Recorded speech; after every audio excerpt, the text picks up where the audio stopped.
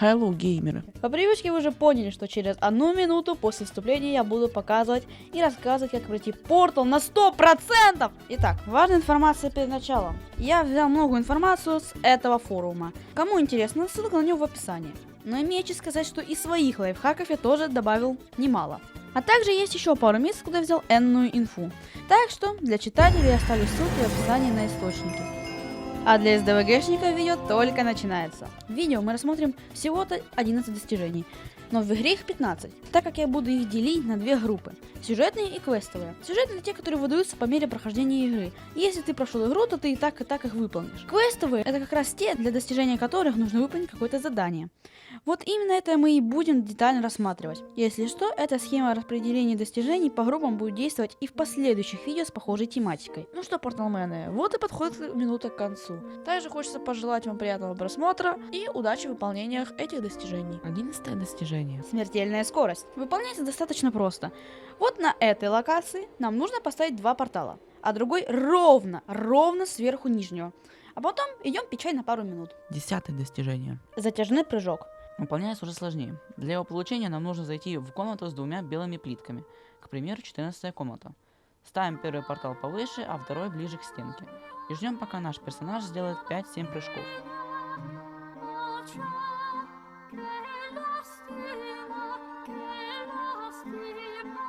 9 достижение. Застенчивый. Выполняется уже посложнее. Здесь больше играет роль внимательность. Нужно уничтожить 33 камеры. Если что, их можно сорвать вот такими вот действиями. Сейчас я покажу, где расположены камеры в этих комнатах.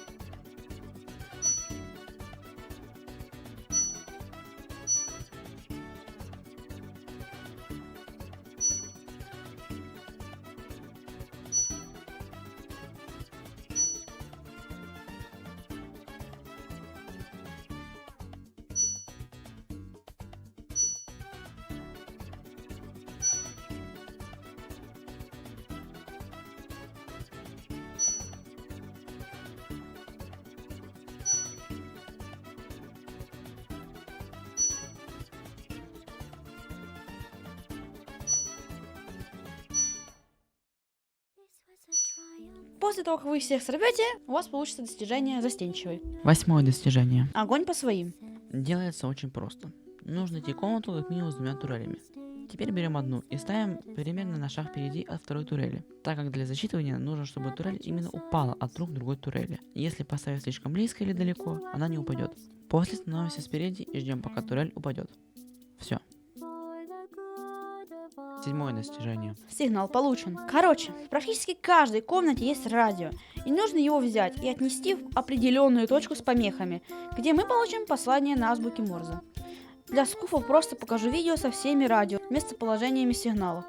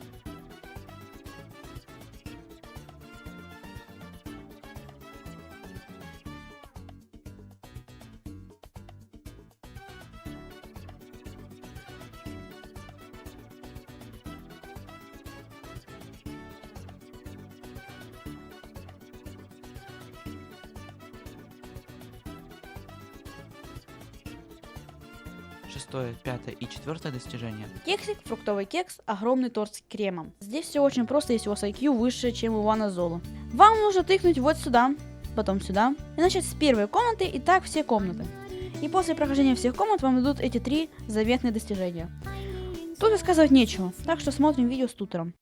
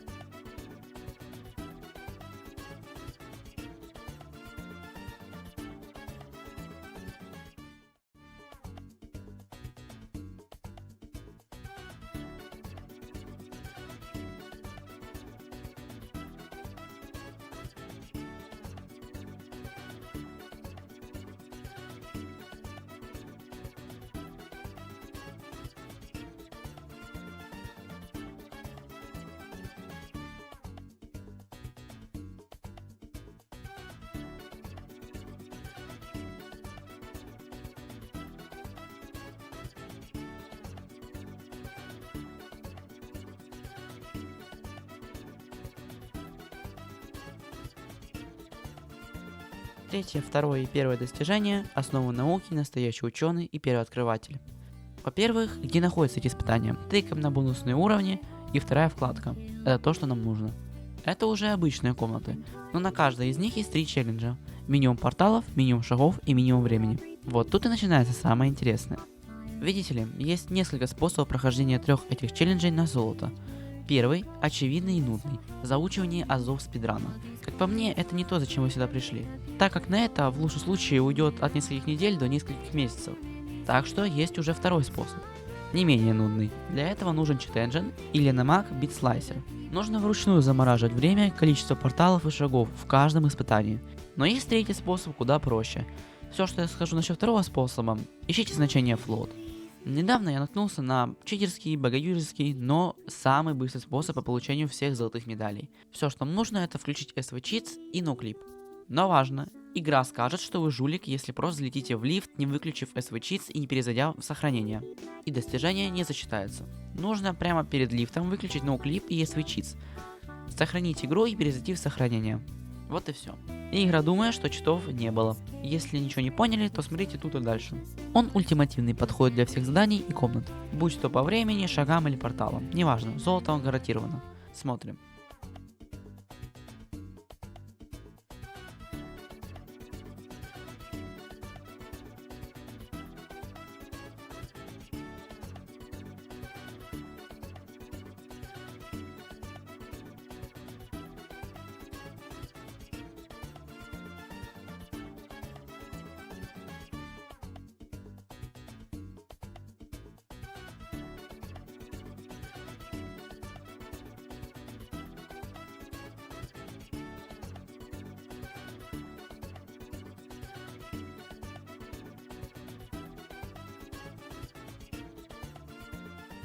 После выполнения всех 3 челленджей на всех 6 уровнях вы получите эти последние желанные 3 достижения. Вот и все. Вы награждаетесь медалькой истинного Порталмена. На этом, пожалуй, мы закончим. А теперь MLG Moment.